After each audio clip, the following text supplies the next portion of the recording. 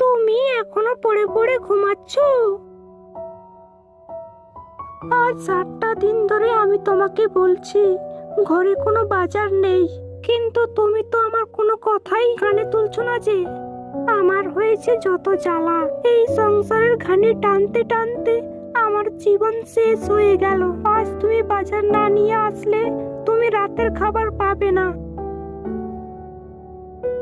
সকাল না হতেই শুরু, সাত সকালে চিৎকার চেঁচামেচি শুরু করে দিলে। তুমি তো ভালো করেই জানো জমিদার মশাই রাত 8টার আগে কাজ থেকে কিছুতেই ছাড়ে না। আর রাত 8টার দিকে বাজারে যাই, বাজারে তেমন কিছু পাই না। এত কিছু শুনতে চাই না। আজ শনিবার, শিমুলডাঙ্গায় হাট। তুমি হাটে যাবে আর হাট থেকে বড় একটা মাছ কিনে নিয়ে আসবে। আচ্ছা ঠিক আছে, আমি চেষ্টা করব। জমিদার কাছ থেকে ছুটি নিয়ে আজ হাটে যাব।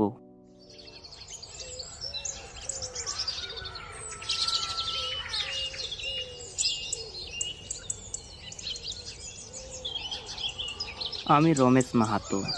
আমি একজন সাধারণ ছেলে। আমার পূর্বপুরুষরা জমিদার বাড়িতে কাজ করত। আমিও জমিদার মশাইয়ের জমিতে কাজ করি। জমিদার মশাই মানুষটা খুব একটা সুবিধার নয়, কিন্তু জমিদার মশাই ছাড়া এই অজপাড়া গায়ে কেউ আমাকে কাজ দিতে পারবে না।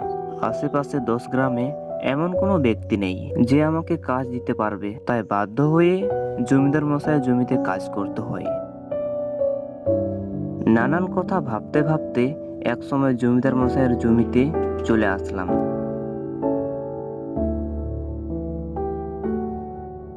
জমিদার মশাই আমাকে দেখে কিছুটা রেগে তাচ্ছিল্য হয়ে বললেন, কিরে রমেশ, আজ যে তুই আধ ঘন্টা দেরি করে কাজে এলি?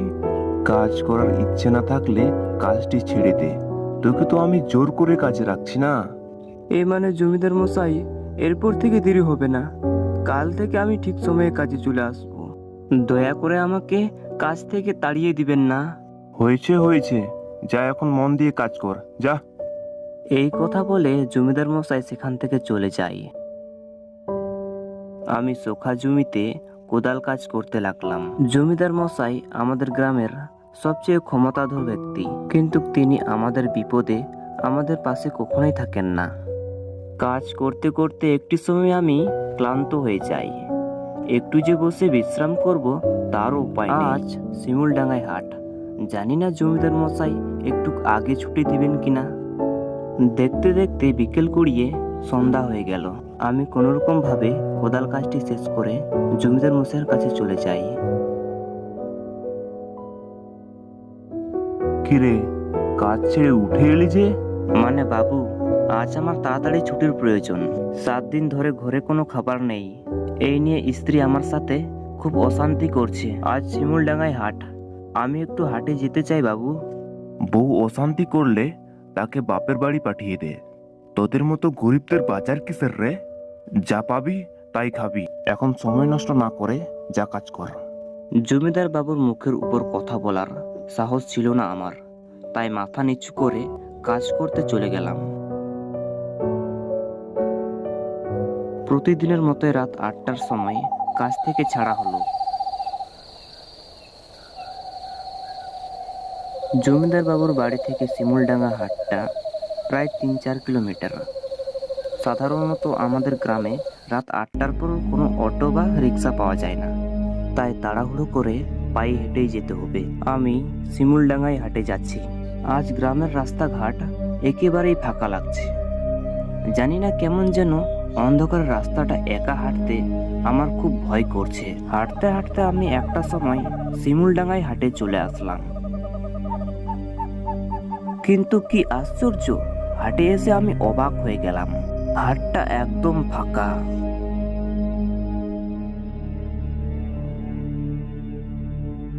হাটে কোথাও কোনো মানুষ দেখা যাচ্ছে না। আমার মনটা খারাপ হয়ে গেল। জানি না বাজার নিয়ে বাড়ি ফিরতে পারবো কিনা। বাজার নিয়ে না ফিরতে পারলে কপালে অশান্তি আছে। হঠাৎ করে কারোর কান্নার আওয়াজে আমি চমকে উঠলাম। আমি আশেপাশে ভালো করে তাকাতে লাগলাম, কিন্তু কাউকে দেখতে পেলাম না। কি আশ্চর্য, কান্নার আওয়াজ কোথায় থেকে আসছে? আমি তো কাউকে দেখতে পাচ্ছি না। তখন হঠাৎ করে কান্নার শব্দটা থেমে যায়। আমি অবাক হয়ে চারিপাশে দেখতে লাগলাম। পুরো শিমুলডাঙ্গা হাট ঘুটঘুটে অন্ধকার। দু হাত সামনে কি আছে তারও বোঝার উপায় নেই। দেখে মনে হচ্ছে যেন কোনো শ্মশান হাট। চারিদিকে একদম নিস্তব্ধ পরিবেশ। মাঝে মধ্যে ঝিঝি পোকা আর ব্যাঙ ডাকার শব্দ শুনতে পাচ্ছি। বুকের ভিতরটা ধুক ধুক করছে। এমন পরিবেশে আমি আর বেশিক্ষণ থাকার সাহস পেলাম না, তাই তাড়াহুড়ো করে চলে যেতে চাইলাম। আমি আবারও কান্নার আওয়াজ শুনে আমি থমকে দাঁড়াই। আমি হাট থেকে কিছু দূরে দেখতে পাই 40 থেকে 50 বছরের একটি লোক গাছের নিচে দাঁড়িয়ে আছে, আর সামনে ডালিতে একটি মস্ত বড় মাছ রাখা আছে। দেখে মনে হচ্ছে তিনি মাছটি বিক্রি করার উদ্দেশ্যে দাঁড়িয়ে আছেন, কিন্তু ঘাটে কোনো লোক নেই। লোকটি অন্ধকারে দাঁড়িয়ে আছে। আমি ভীষণ অবাক হলাম। আমি তখনই ওই বয়স্ক লোকটির কাছে এগিয়ে গেলাম।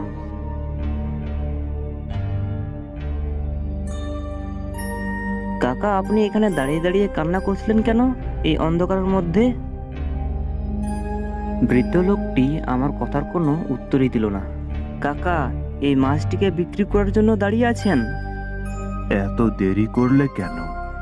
অনেকক্ষণ যাবত তোমার জন্যই অপেক্ষা করছিলাম। হঠাৎ করে ওনার মুখে এমন কথা শুনে আমি অবাক হয়ে গেলাম। ওনাকে এর আগে দেখেছি বলে মনে হচ্ছে না। আমি ভয়ে ভয়ে বললাম, আমাকে আপনি চিনেন কাকা? আপনার বাড়ি কোথায়? বৃদ্ধ লোকটি আমার কথা শুনে কোনো কথার উত্তর দিলেন না এবং রেগে আমার দিকে তাকিয়ে বললেন, মাছ কিনতে এসেছো? চুপচাপ মাছটি কিনে নিয়ে যাও। কি হলো, এত ভাবছো কি? মাছটা কিনবে না? হ্যাঁ নিব। মাছের দাম কত কাকা? 300 টাকা।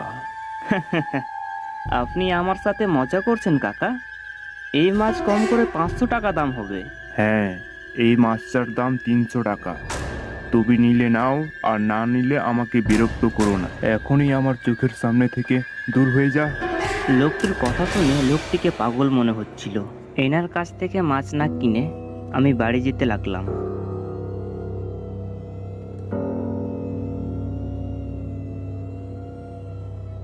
আমি খুব দ্রুত গতিতে হাঁটতে লাগলাম,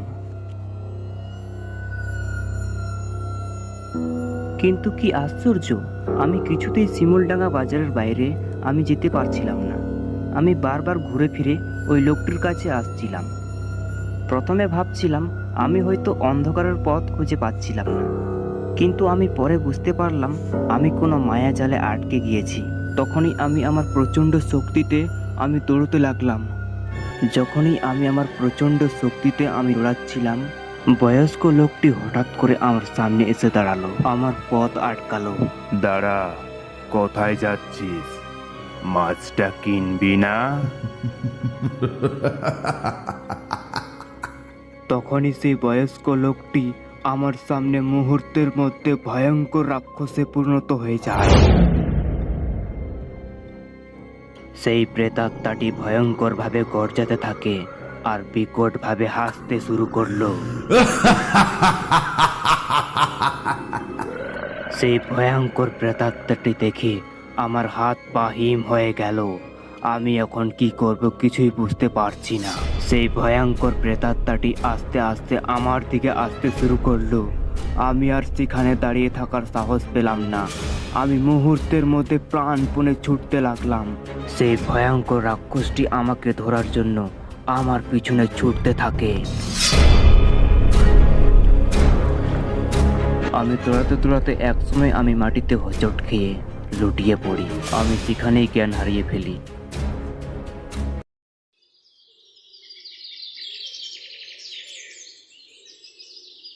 সকালবেলায় যখন আমার জ্ঞান ফিরে, আমি নিজেকে বিছানায় দেখি। আমার পাশে আমার স্ত্রী আর হাটের প্রহরী জ্যোতিষ কাকা দাঁড়িয়ে আছে। রাতে আমার সঙ্গে ঘটে যাওয়া সমস্ত ঘটনা আমি তাদের খুলে বলি। এইসব কথা শোনা জ্যোতিষ কাকা আমাকে বলল, তোমার রাত্রেবেলা হাটে যাওয়া ঠিক হয়নি। রাত 8টার পরে কোনো মানুষ ওই হাটে যাওয়া আসা করে না। তোমার কপাল অনেক ভালো, তুমি প্রেতাত্মার হাত থেকে বেঁচে গেছো। তারপর থেকে রাত্রেবেলা আমি আর হাটে যাই না। এখন বাজে প্রায় রাত 7টা। আমি হেরিকেন নিয়ে হাড়ু কাকার চায়ের দোকানের উদ্দেশ্যে রওনা হলাম। এই প্রচণ্ড গরমে আর কাজের চাপ, আজ মাথাটা বেশ ধরেছে। সন্ধ্যা নামতেই সিদ্ধান্ত নিলাম আজ হাড়ু কাকার গল্পের আসরে যাব। বেশ অনেক দিন হয়ে গেল হাড়ু কাকার গল্পের আসরে যাওয়া হয়ে ওঠেনি।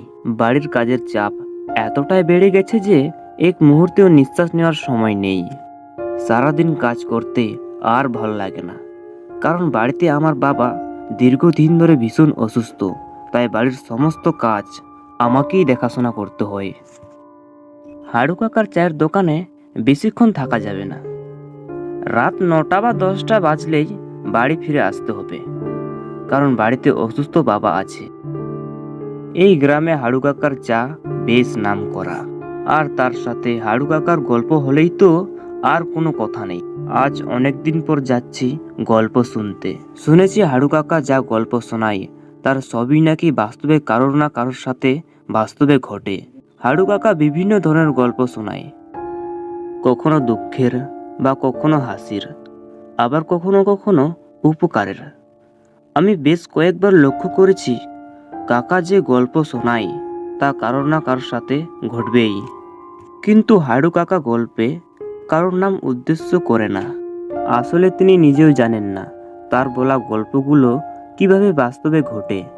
এমন অলৌকিক ঘটনার অধিকারী হয়েও মানুষ অতি সাধারণ।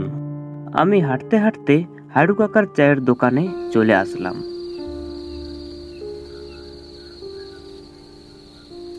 বাহ, আজ তো সকলেই আছো দেখছি। কাকা, কড়া করে 1 কাপ চা দাও তো দেখি। এতদিন পর আমার কথা মনে পড়লো তোর? বাড়িতে বাবা অসুস্থ, তাই বাড়ির কাজ খুব বেড়ে গেছে কাকা। সারাদিন কাজ করতে করতে ক্লান্ত হয়ে পড়েছি। মন আর টিক ছিল না বাড়িতে, তাই চলে আসলাম তোমার কাছে গল্প শুনতে। এখানে আসলে আমার মনটা খুব ভালো হয়ে যায়। ভালো করেছিস, আমাদের গল্প তো তোকে ছাড়া জমেই না। ঠিক বলেছিস রোহিত। আরে থাম বাবারা, থাম দেখি। আমার গল্প শুনতে তোরাই গল্প করছিস, তাহলে কি করে হবে? আচ্ছা আচ্ছা কাকা, থামছি, এবার তো গল্প শুরু করো। তোদের আমি আজ পর্যন্ত অনেক ধরনের গল্প শুনিয়েছি, কিন্তু আজকে একটু অন্যরকম গল্প শোনাবো। কি গল্প কাকা? আজ তোদেরকে ভূতের গল্প শোনাবো। না না কাকা, আজকে থাক, ভূতের গল্প অন্যদিন শোনাবে। তোমার ভূতের গল্প বাস্তবে ঘটে, তুমি অন্য কোনো গল্প শোনাও। আমি কাকার সাথে একমত। হ্যাঁ কাকা, প্রতিদিন তুমি ওইগুলো শোনাও, আজ তুমি বরং ভূতের গল্প শোনাও। হ্যাঁ ঠিক আছে, তাহলে শোন। সেদিন রাত বাজে 10টা বা 11টার কাছাকাছি। সেদিন ছিল অমাবস্যার রাত। চারিদিকে ঘন অন্ধকার, তার মধ্যে আবার আকাশে ঘন কালো মেঘে ঢেকে আছে। কখন জানি বৃষ্টি নামবে এমন একটা ভাব। একজন লোক গ্রামের পথ দিয়ে বাড়ি ফিরছিল। আকাশের অবস্থা দেখে সে দ্রুত গতিতে পায়ে হাঁটছিল, যাতে বৃষ্টি নামার আগে সে বাড়ি ফিরতে পারে। সেদিনের পরিবেশটা ছিল একদম অন্যরকম। প্রকৃতিতে কোনো বাতাস নেই, ঝিঝি পোকাগুলো যেন কোথায় হারিয়ে গেছে।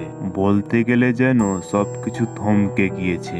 লোকটি দ্রুত গতিতে পা চালিয়েও শেষ রক্ষা হলো না। ঝমঝম করে বৃষ্টি নামতে শুরু করলো।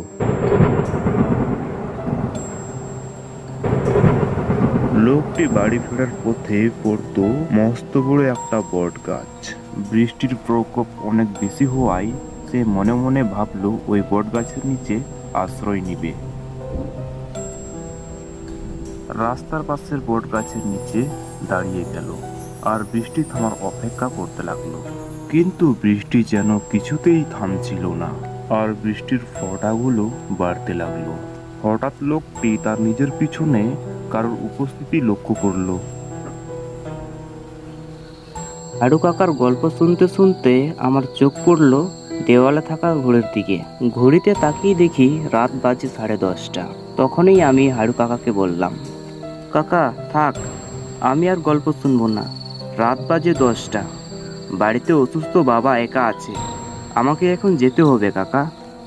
আচ্ছা বেশ, বাড়ি যেতে চাইলে দ্রুত যা, আকাশের অবস্থা একদম ভালো নয়, দেখে মনে হচ্ছে বৃষ্টি নামতে পারে। আমি তো ওটাই ভাবছি, যে কোনো সময় বৃষ্টি নামতে পারে। ঠিক আছে, থাকো তাহলে সবাই, কাল দেখা হবে।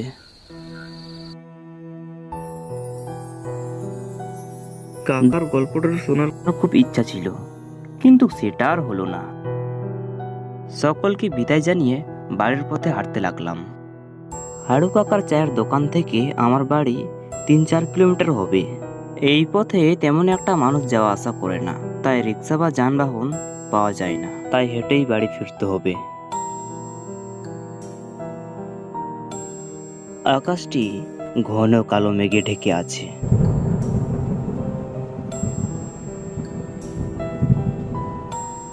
মাঝে মধ্যে বিদ্যুতের ঝলকানোর আলোতে চারিদিকে আলোকিত হয়ে যাচ্ছে, আর খানিক বাদে সবকিছু ঘুটঘুটে অন্ধকার।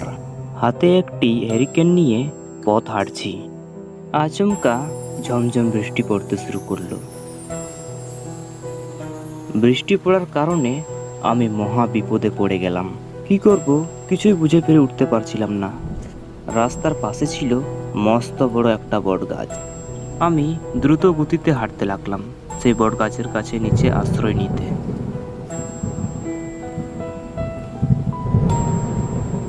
বৃষ্টি থেকে বাঁচার জন্য আমি বট গাছের নিচে আশ্রয় নিলাম। ইস, এখন বাড়ি ফিরবো কি করে? এত ঝড় বৃষ্টির মধ্যে বাড়ি ফেরা তো অসম্ভব। এইদিকে আবার অনেক রাতও হয়ে এসেছে। অনেকক্ষণ ধরে চিন্তা ভাবনা করে সিদ্ধান্ত নিলাম এখানেই কিছুক্ষণ দাঁড়িয়ে থাকি। বৃষ্টি একটু থামলেই না হয় বাড়ি ফিরবো। মনে মনে ভাবলাম, যদি কাকার গল্প যদি অতক্ষণ ধরে না শুনতাম, তাহলে বৃষ্টির আগেই বাড়ি ফিরে যেতাম। কাকার কথা মনে পড়তেই আমার গায়ে কাঁটা দিয়ে উঠল। কাকার বলা গল্প সত্য হবে না তো? কাকার কথা আমাকে ভাবাতে লাগলো। হঠাৎ আমার মনে হলো, কাকার বলা গল্পতে ওই লোকটি আমি নই তো? আমার সাথে তো সেই একই ঘটনা ঘটছে। এমন কথা ভাবতে আমি অনুভব করলাম আমার পিছনে কে যেন দাঁড়িয়ে আছে। আমি ভয়ে পিছনে তাকিয়ে দেখলাম, কিন্তু পিছনে কেউ নেই। চারিদিকে তাকিয়ে আমি আবারও বৃষ্টি থামার অপেক্ষা করতে লাগলাম। খানিকক্ষণ বাদে আবারও পিছনে দাঁড়িয়ে থাকার অনুভব করলাম। আমি পিছনে ঘুরে তাকিয়ে দেখি, কিন্তু পিছনে কেউ নেই। এবার আমার মনের ভিতরে ভয় করতে শুরু করলো। মনে মনেই ভাবলাম বৃষ্টির মধ্যে বাড়ি ফিরে যাব, কিন্তু প্রচন্ড বৃষ্টি পড়ছে। কারো কান্নার আওয়াজ কানে ভেসে আসলো। কেউ যেন খুপিয়ে খুপিয়ে কাঁদছে। আমি চারিপাশটা ভালো করে ঘুরে দেখছি, কিন্তু কোথাও কেউ নেই। এত বৃষ্টির মধ্যে কোথায় থেকে কান্নার আওয়াজ ভেসে আসছে? তখনই আমি হ্যারিকেনের মিটিমিটি আলোতে দেখতে পাই, আমি যে গাছের নিচে দাঁড়িয়ে আছি সেই গাছের ডালে একটি মেয়ে গলায় দড়ি দিয়ে ঝুলছে। সেই মেয়েটির চোখ বড় বড় করে আমার দিকে তাকিয়ে আছে আর বিকট ভাবে হাসতে থাকে। সেই গলায় দড়ি দেওয়া মেয়েটিকে দেখে ভয়ে আমার হাত পা কাঁপতে লাগলো। কি করবো কিছু বুঝে পেরে উঠতে পারছি না। আমি তখনই ভয়ে জ্ঞান হারিয়ে মাটিতে লুটিয়ে পড়ি।